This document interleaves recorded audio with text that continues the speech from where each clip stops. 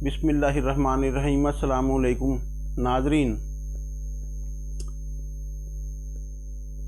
मजाजी इश्क भी हकीकी इश्क की एक कड़ी है।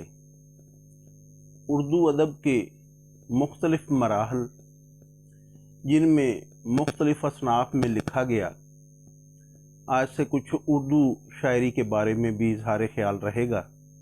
मुलाज़ा फरमाएं। अश्कों को आरज़ूए रिहाई है रोइए, अश्कों को आरज़ूए रिहाई है रोइए,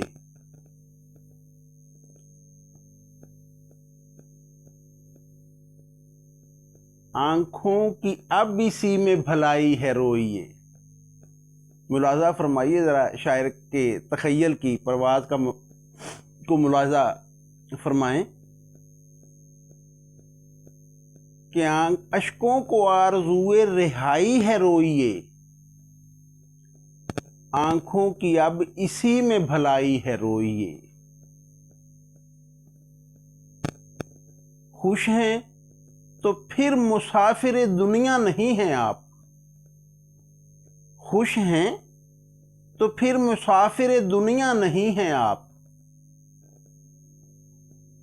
इस दश्त में तो आबला पाई है रोइए, इस दश्त में तो आबला पाई है रोइए।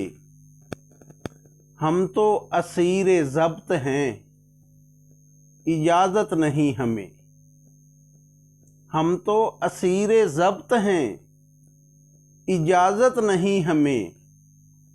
रो पा रहे हैं आप, बधाई हो रोइए। सलामत रहें, जज़ाकल्लाह खैरा।